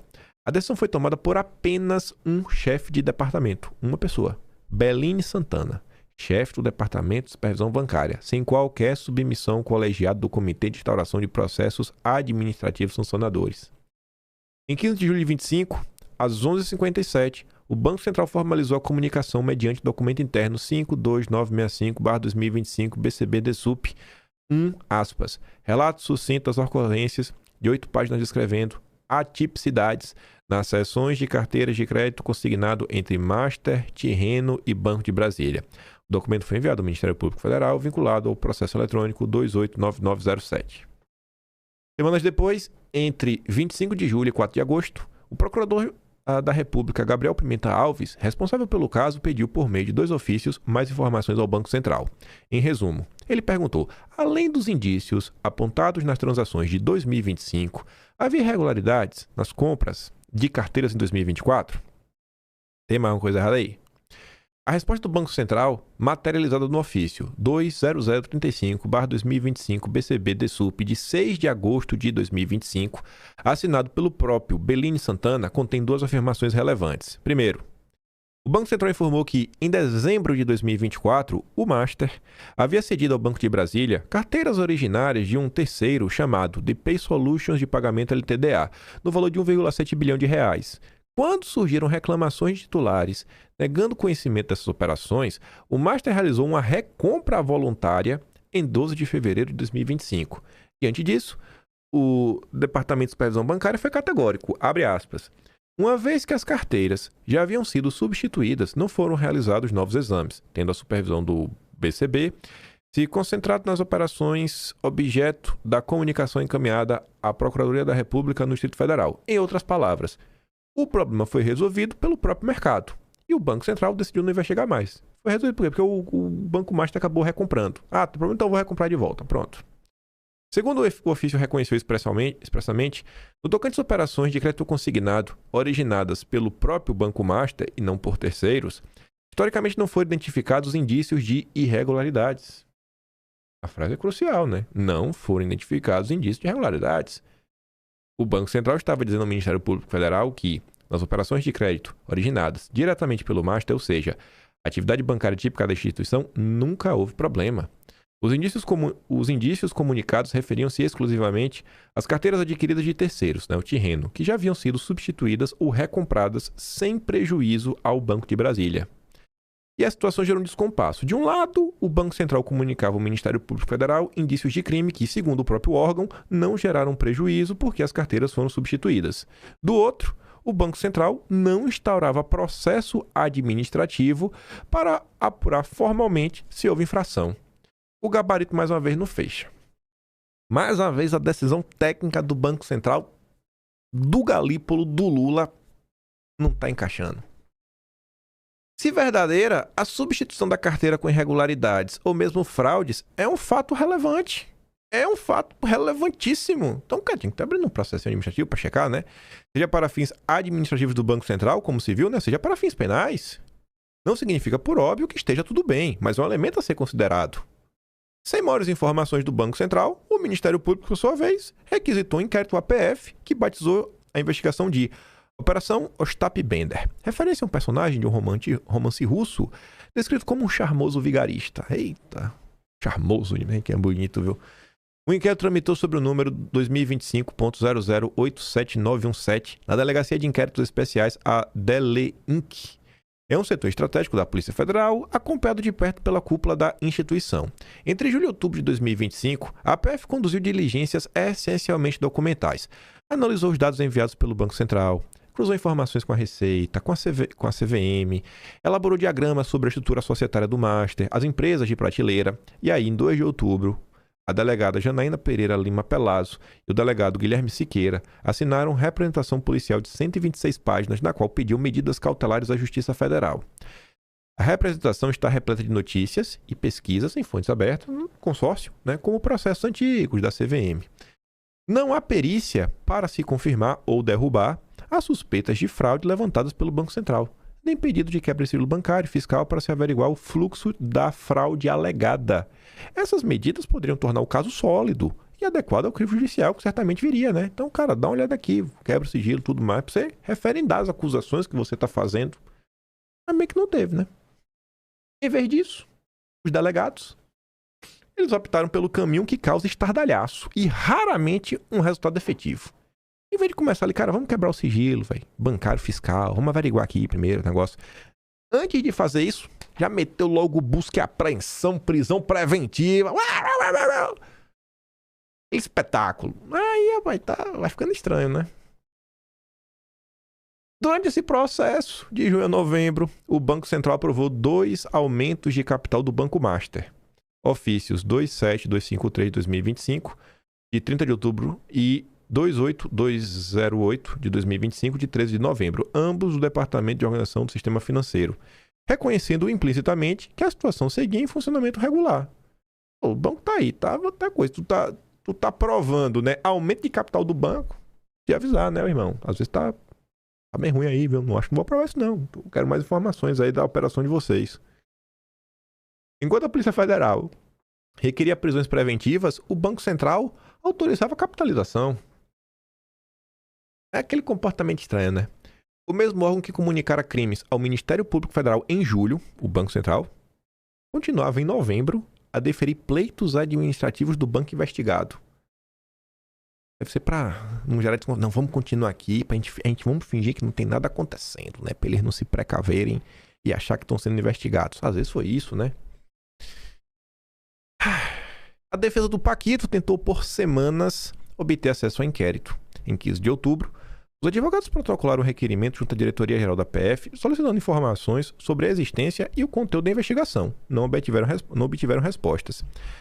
Em 20 de outubro, reiteraram o pedido junto à Superintendência de São Paulo, novamente sem sucesso. A defesa só teria acesso aos autos após a prisão do seu cliente. O pedido de medidas cautelares, busca e apreensão, quebra de sigilos, bloqueio de bens, prisão preventiva e prisão temporária foi endereçado à 10ª Vara Federal do Distrito Federal. O que se seguiu é significativo. Na tarde de 7 de outubro, Galípolo recebeu o Andrei na sede do Banco Central em Brasília. No meio disso tudo, se havia, aspas, absoluta sintonia e encaixe de interesses, como declarou o Andrei, é razoável inferir que os dois chefes de órgão conversaram sobre as cautelares pendentes de apreciação judicial, especialmente considerando que o desfecho da operação dependia de uma atuação coordenada. A Polícia Federal prenderia os diretores e o Banco Central assumiria o controle do banco. Não há registro público de todas as conversas, até porque você imagina, tu vai lá, tu prende os caras. E aí o Galípolo acorda de manhã, meu Deus, prenderam o diretor do banco e agora, o que é que eu faço? Às vezes você tem que ser informado de antemão, né? Mas não tem registro aí do que foi o assunto aí do Galípolo com o Andrei. Não tá estranho esse caso? Não tá estranho esse caso? Isso daqui nada apaga o contrato de 129 milhões. Isso aqui nada apaga a viagem do Toffoli para Lima, no Peru, no mesmo avião que o Augusto de Arruda Botelho. Isso aqui nada apaga o caso subir para o Supremo por causa de um contrato de uma compra de uma carta de um deputado da Bahia. A decretação não apaga nada disso, mas que o Banco Central do Lula... o Banco Central do Lula. O Banco Central do Lula eu não sei. Eu sei que o Escosteg segue falando o seguinte, né? A sequência final começou na noite do domingo, 16 de novembro. Às 8h55, o juiz Ricardo Augusto Soares Leite, da 10ª Vara Federal do Distrito Federal, assinou a primeira decisão sobre os pedidos da então Operação Ostap Bender, deferiu as buscas e apreensões, a quebra de sigilos bancários telemáticos, bloqueio de bens, apreensão de passaportes e a proibição dos investigados saírem do país ou se comunicarem entre si. O que ele não deferiu na noite do domingo foi a prisão preventiva, que ele ia apoiar depois no dia seguinte, né?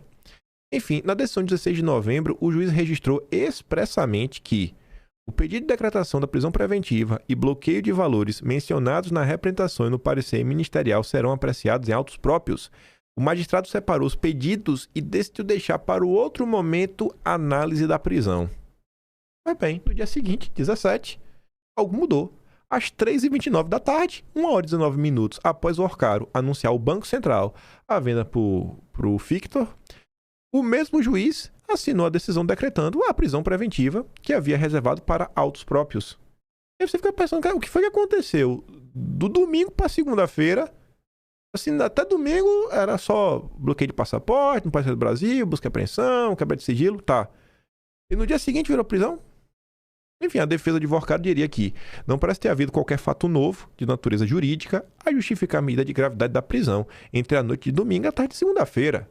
aspas, a venda de uma instituição financeira não é fato jurídico relacionado a qualquer dos elementos previstos no artigo 312 do Código de Processo Penal. Argumentaram os advogados, sugerindo que a decisão de prisão, tomada no mesmo dia em que circulou a notícia da venda, foi motivada por informação estranha ao arcabouço probatório em indevida interferência na atividade jurisdicional. Horas depois do protocolo da proposta da Fictor, Vorcaro chegou ao aeroporto de Guarulhos. De acordo com documentos dos autos, ele havia reservado hospedagem em Dubai até 22 de novembro, ou seja, 5 dias, e negociado a locação de um espaço de eventos na cidade para sediar a cerimônia de assinatura do contrato com os investidores árabes. O plano de voo previa escala em Malta por uma contingência logística, a aeronave não tinha autonomia para voar direto de São Paulo a Dubai. Quando se preparava para embarcar, foi interceptado por agentes da PF. O mandato expedido às 4h34 estava sendo cumprido. Na manhã seguinte, às 6h12, o Banco Central publicara os atos de liquidação extrajudicial do Banco Master S.A. e de outras 3 entidades do conglomerado, além do regime de administração especial temporária do Banco Master Múltiplo. A proposta da Fictor, protocolada 12 horas antes, permanecia sem análise. A absoluta sintonia entre os órgãos, admitida publicamente pelo diretor-geral da PF, havia produzido seu resultado. Será que estamos diante de um caso que é mocinho versus vilão?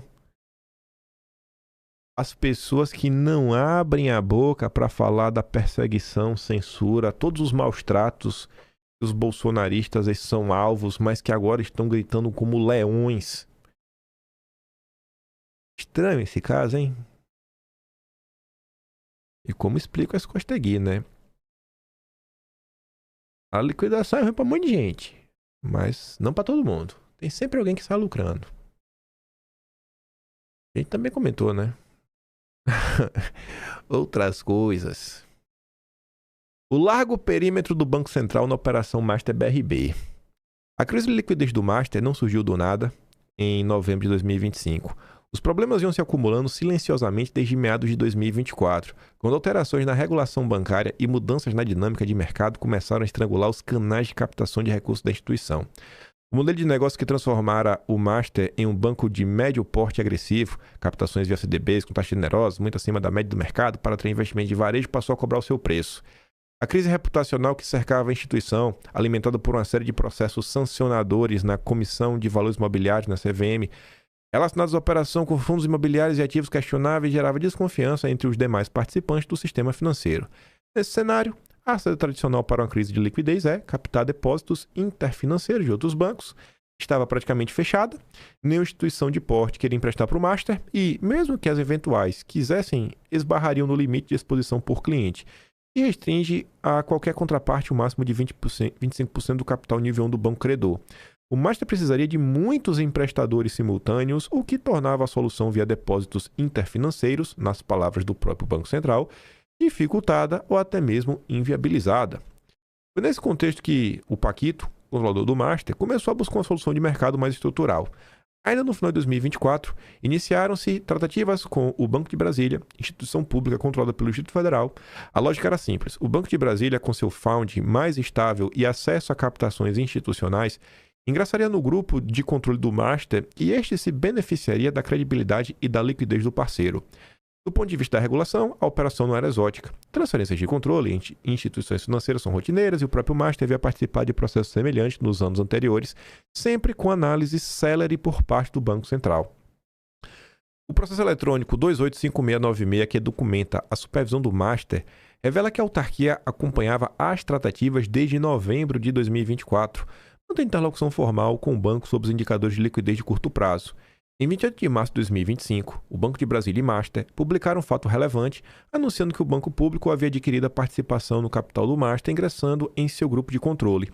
No mesmo dia, o pedido de autorização foi protocolado no Banco Central, passando a análise do Departamento de Organização do Sistema Financeiro, DEOF, subordinado à área de organização do Sistema Financeiro, a DIOF, aquela chefiada pelo diretor Renato Gomes. Aqui convém fazer uma pausa para explicar o que a lei efetivamente exigia do Banco Central naquela análise. A Resolução CMN 4970 de 25 de novembro de 2021 estabelece os requisitos para autorização de alterações de controle de instituições financeiras. Seu artigo 3º, inciso 2, é taxativo. O processo deve se limitar a verificar a capacidade econômica dos controladores, a origem lícita dos recursos utilizados na aquisição de participação e reputação ilibada do novo integrante do grupo de controle. Pode-se adicionalmente analisar, aspas, viabilidade econômico-financeira do negócio, mas apenas nos casos de, aspas de novo, mudança de natureza estratégica ou operacional, o que não parecia ser o caso, visto que o Banco de Brasília e Master eram instituições autorizadas a funcionar pelo Banco Central, continuamente fiscalizadas, e a operação não alteraria substancialmente a forma de atuação de nenhuma delas. Em outras palavras, caberia ao Banco Central de Lula, a turma do Galípolo, examinar se o Distrito Federal, o controlador do Banco de Brasília, tinha capacidade econômica para bancar a operação, o que era evidentemente o caso, tratando-se de um ente federativo, se os recursos tinham origem lícita e se os novos co-controladores possuíam reputação ilibada. Não caberia ao Banco Central imiscuir-se no mérito empresarial do negócio, ou exigir condições não previstas na regulação. O anúncio da operação em 28 de março de 25, porém, despertou a reação violenta de setores do mercado financeiro. O mercado viu o que estava acontecendo, falou assim, eita, o Banco Master vai ser vendido? Aí o mercado abriu o olho. Concorrentes do Banco Master, analistas, passaram a questionar publicamente a saúde financeira do Master. Investidores institucionais começaram a evitar os papéis da instituição. E a crise que a operação com o Banco de Brasília pretendia resolver acabou se agravando justamente por causa do anúncio da operação. Você anuncia para resolver um problema e para uma cresce, porque aí gera desconfiança, todo mundo tira dinheiro e gritaria. Em um círculo vicioso, A solução proposta gerava desconfiança, a desconfiança piorava os indicadores e os indicadores piores, alimentavam mais desconfiança e ficava nesse eterno ciclo. Diante do agravamento, o Departamento de Supervisão Bancária, subordinado à área de fiscalização, DIFES, portanto fora do alcance direto de Renato Gomes, convocou o Master para assinar o termo de comparecimento 5/2025 BCB-DSUP em 8 de abril de 2025. O documento exigia novas medidas para mitigação do risco de liquidez enquanto não concluída a análise da operação societária. Enfim, o banco, então, o Master, apresentou um plano de ação com ajustes adicionais, alienação de ativos da holding controladora e de bens pessoais do próprio Paquito. Eu teve na casa dele, cujo produto seguiu para equilibrar o caixa da instituição, e comprometimento com metas de liquidez. Em 18 de abril, 10 dias após o termo de comparecimento, o próprio Departamento de Supervisão Bancária produziu a nota técnica 342/2025 BCB-DSUP-DSIG-DERAD, reconhecendo, aspas, situação conjectural adversa que justificaria apoio institucional à solução de mercado. Solução de mercado tem um caminho aqui para resolver as contas do Master, que não é a liquidação extrajudicial. O caminho que estão apresentando aqui nesse termo de compromisso, parece que resolve. No dia seguinte, os ofícios 9270, 9272, 2025 BCB-SECRE formalizaram esse reconhecimento, sendo levados em consideração pelo FGC para conceder ao conglomerado Master uma linha de assistência de liquidez. Em 30 de abril, o ofício 10386-2025 BCB-DSUP comunicou a suspensão do prazo do termo de comparecimento, sinal de que, na avaliação do próprio Banco Central, o plano de ação estava funcionando. Não, o que eles falam que ia fazer está funcionando. Em maio, o FGC liberou 4,3 bilhões de reais em assistência financeira, destinados integralmente ao pagamento de instrumentos de captação que venceriam no curto prazo. A essa altura, porém, já se instalara no Banco Central uma disputa interna. De um lado, o que vai para o depoimento hoje, o Ailton, diretor de fiscalização, ele comandava a área de fiscalização, que inclui o Departamento de Supervisão Bancária, e vinha sinalizando apoio à solução de mercado. Cara, vamos resolver o problema aqui do Banco Master de uma forma mais de boa, sem ser uma liquidação, enfim.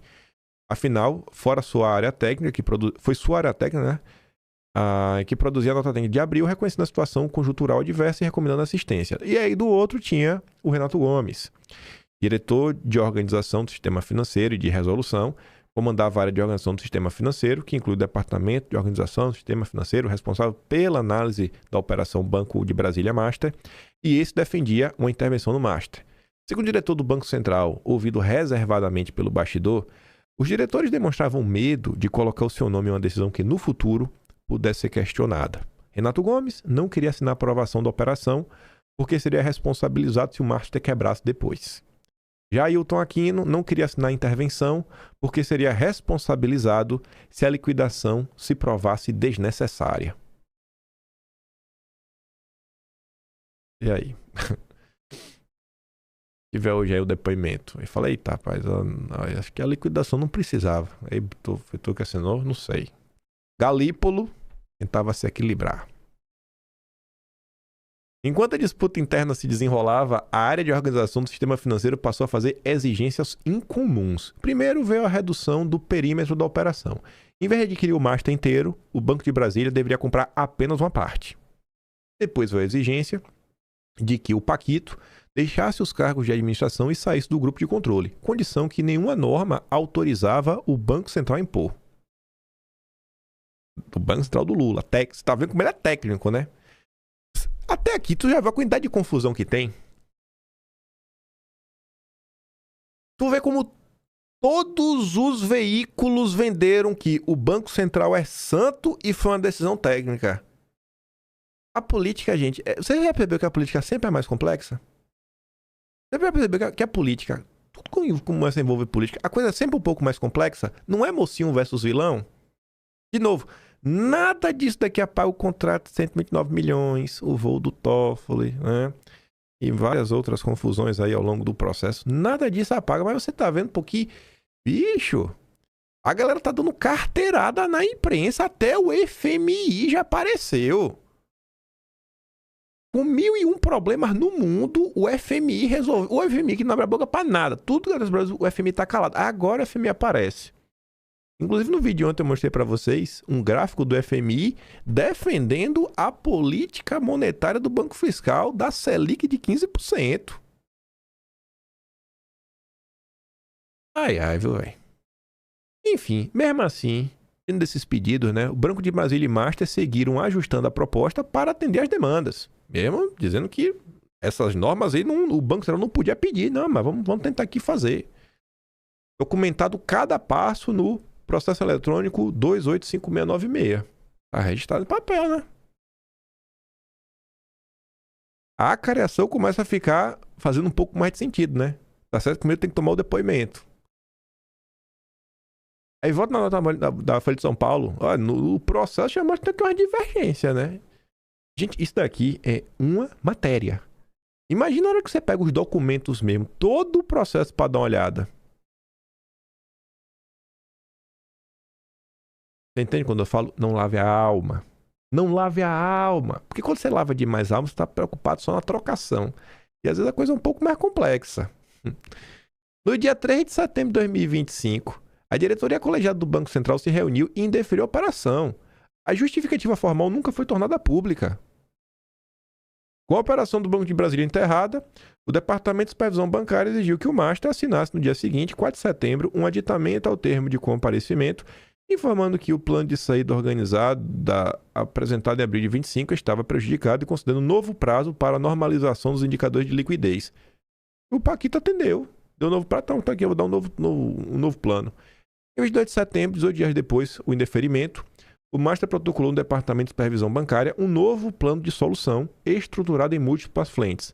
A alienação de 100% do capital do Master múltiplo, da Will Financeira, transferência de controle do banco Blue Bank, reestruturação de custos, acordo operacional para geração de caixa via cessão de créditos originários pelo próprio Master, investimento de até 400 milhões de dólares por investidores estrangeiros, liquidação privada organizada de ativos com assistência do FGC e destinação de direitos creditórios ao banco.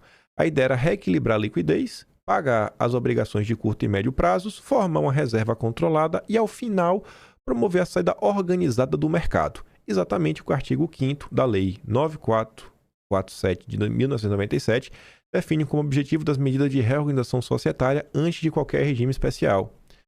Nos 2 meses seguintes, o Master e o Departamento de Supervisão Bancária mantiveram diálogo. O processo eletrônico, de novo, está tudo nesse processo, né? 285696 registra dezenas de documentos trocados entre a instituição e a autarquia, incluindo correspondências com a FGC sobre novas linhas de assistência. Os controladores seguiram vendendo ativos pessoais para capitalizar o banco. O Banco Central, por sua vez, continuou aprovando aumentos de capital, coloca ali o número de ofício, e até analisava pedidos de registro de novos diretores no Master, inclusive para substituir o Paquito, em linha com as próprias exigências da área de organização do sistema financeiro do Banco Central. A minuta preliminar do voto encartada no mesmo processo eletrônico 285696 reconhecia que as medidas implementadas haviam reduzido a exposição do FGC ao conglomerado de cerca de 60 bilhões para 51 bilhões em novembro, né? Reduziu 9 bi. E que negociações em curso poderiam ainda resultar em solução de mercado para a UIL financeira.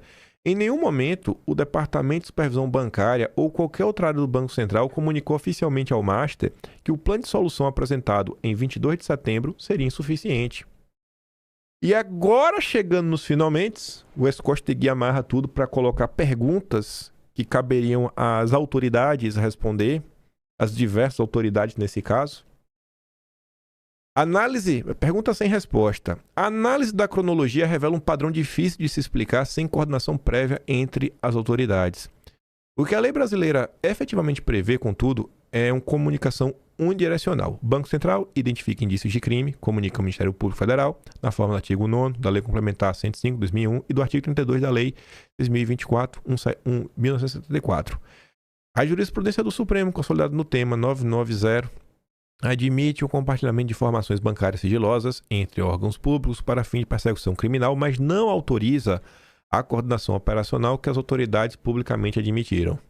Quando o diretor-geral da PF, o Andrei, declarou que a operação foi realizada de forma conjunta com o Banco Central e que havia absoluta sintonia e encaixe de interesses desde o minuto 1, ele estava descrevendo algo que a legislação brasileira não disciplina.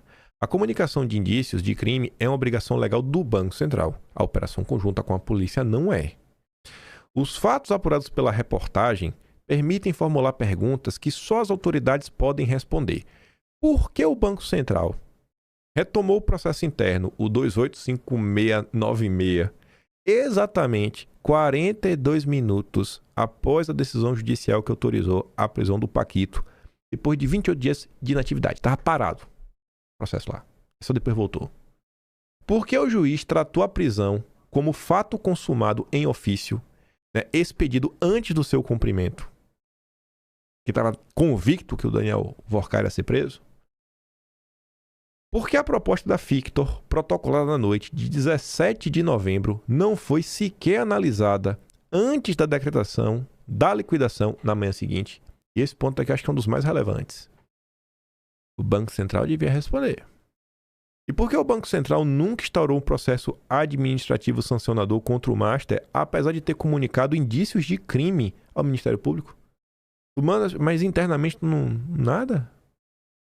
Vai lá, Ministério Público, mas da parte de vocês não era interessante? E eu Escostegui já foi atrás dos envolvidos. Ninguém respondeu. As respostas a essas perguntas podem revelar se houve, de fato, coordenação ilegal entre as autoridades ou se a absoluta harmonia admitida publicamente foi apenas uma infeliz escolha de palavras.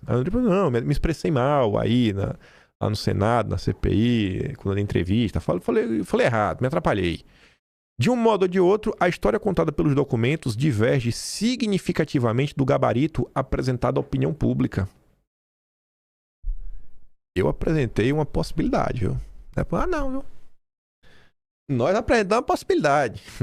Até aqui, ó. Deixa eu voltar aqui na parte que chegava mais ou menos na conclusão. Pelo que tá na conclusão. Deixa eu ver, ó. Questões questionáveis, parte boa.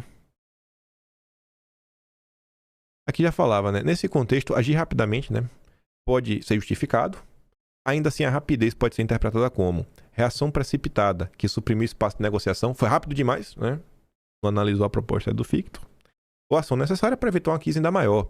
Ambas são possibilidades plausíveis, mas precisam de transparência técnica a maior parte do BC. Então, assim, para saber se realmente, foi nessa... Precisa mais transparência, né? Aí você via que tinha um ponto, né? Aqui, a narrativa que existiam setores do banco superavitários que poderiam ser isolados e vendidos não é implausível. Teoricamente, o processo de resolução bancária, classe de ativos de unidades de negócios saudáveis pode ser separadas e vendidas, preservando o valor e mitigando custos para o sistema e o FGC. E depois eu perguntava para o ChatGPT o seguinte, né? ChatGPT, alguma chance desse processo de liquidação ter ocorrido por pressões políticas, não ter sido uma decisão técnica? Alguma chance? Eu pergunto, pois é notório que grandes banqueiros interferem diretamente na política brasileira. Ele falava, rapaz, a pergunta é legítima, viu? Dá para responder de forma fria, institucionais sem cair em teoria conspiratória. E aí, ele chegar aqui, ó. Pressão indireta. Chegar aqui na conclusão. Conclusão neste frio, ó. Não há evidência sólida de interferência política direta. Há forte plausibilidade de pressão sistêmica indireta, né? A decisão pode ter sido legal e defensável, mas não necessariamente ótima do ponto de vista de preservação de valor. Às vezes tinha outro caminho para ser tomado, né? Mas vamos voltar, né? Então, assim, faltou aí os jornalistas, né, do consórcio. Eu falo pra você, velho, o que sai na coluna de economia na imprensa é lixo. É lixo. Não fala de emprego, não fala de salário, não fala nada. Porque os principais anunciantes dos jornais são os grandes bancos.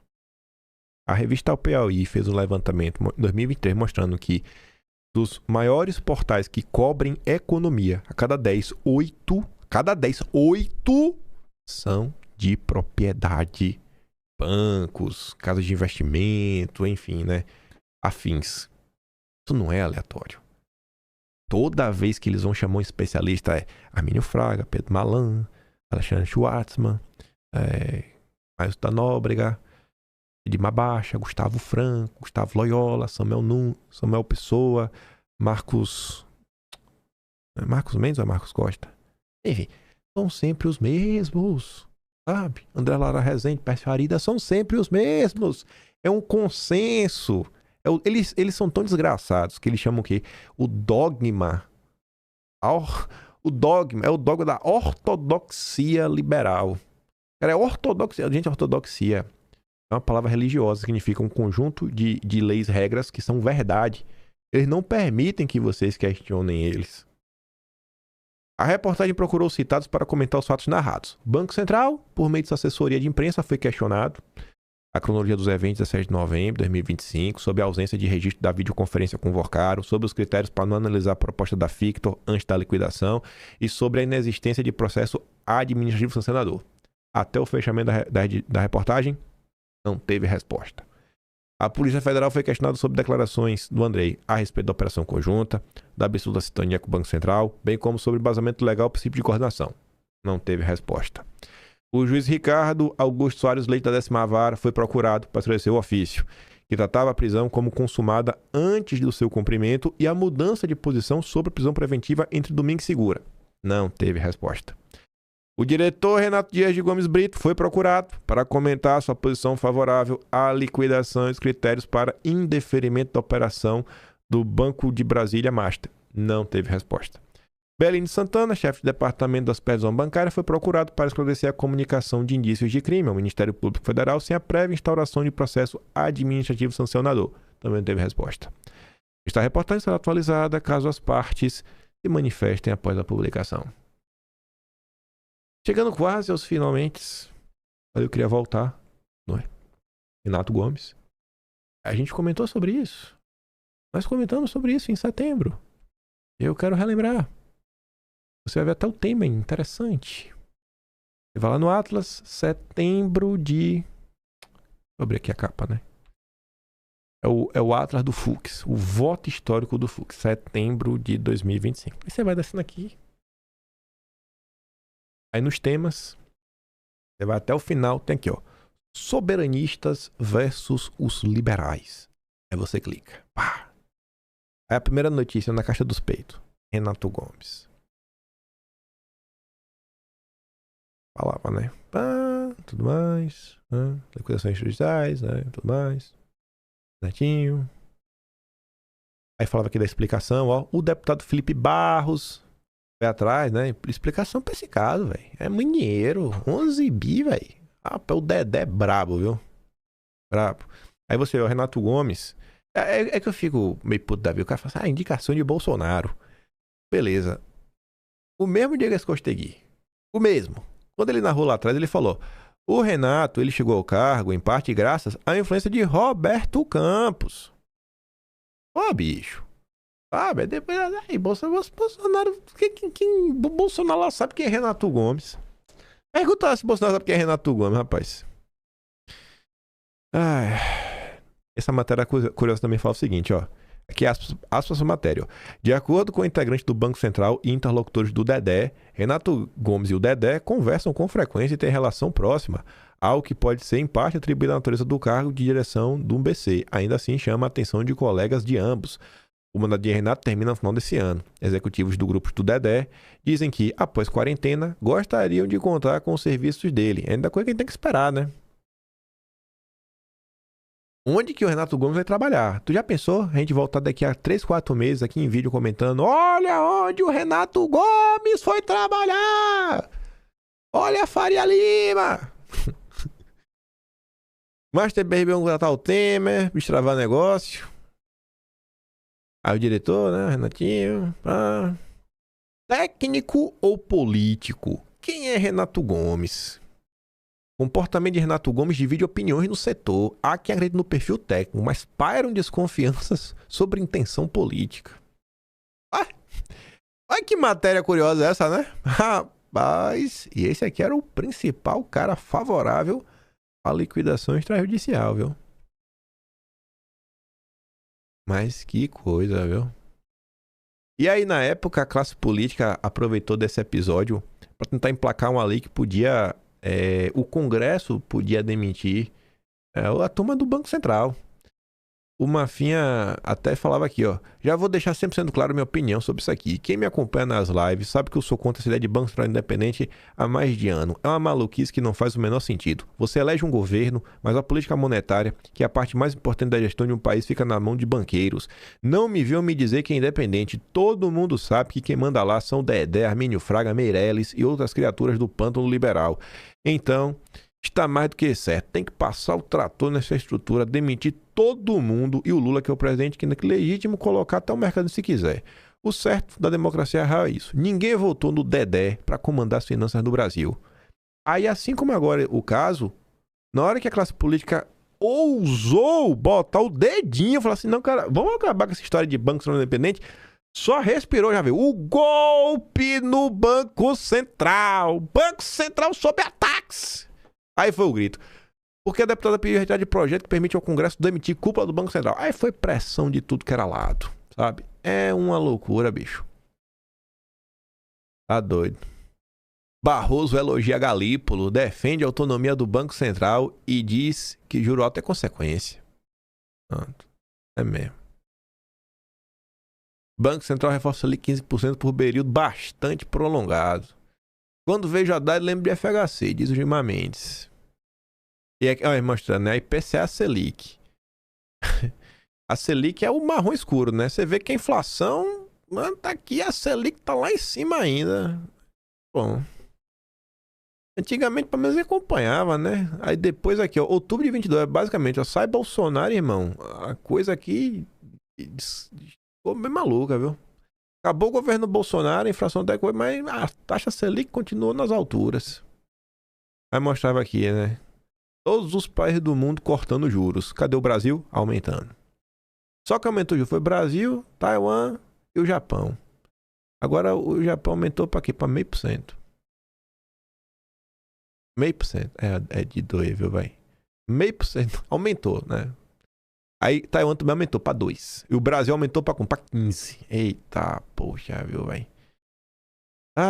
E ainda assim o Japão ainda ficava em taxa de juros negativa. Aí tu vai olhar aqui o juro, ó. O Brasil tá maior que na Rússia, 1% juro real. Deixa eu ver. Nesse gráfico aqui o Brasil tem o maior juro real do mundo. Parabéns aí, né? Entre isso aqui o Brasil tem o maior de todos. Maior juro real de todos. Banco Central Independente. Faltando para eleição, o horizonte relevante do Banco Central já é o governo seguinte. Como não teve corte hoje, já dá para dizer que a política monetária de Lula foi uma das mais republicanas da história. Republicaníssima, né? Republicaníssima. O que o Danilo Thomas escrevia? Conceição Tavares sempre dizia, o nome da disciplina é economia política. Tiraram o política do nome. E o que ela queria dizer com isso? que não era possível descasar política econômica nas análises e formulações. É o que acontece hoje. O que ordena a vida, a base comum é a economia, não é religião nem nada. É um instrumento pelo qual os interesses econômicos são definidos, é a política. A partir da hora que você aparta esses dois elementos, você perde a capacidade de ler a realidade. E aí começa essa ficção muito conveniente, defesa abstrata da democracia e coisas do tipo. Sendo que os regimes e sistemas políticos são resultado do desenvolvimento econômico e das disputas entre as frações da burguesia, as classes médias e os trabalhadores.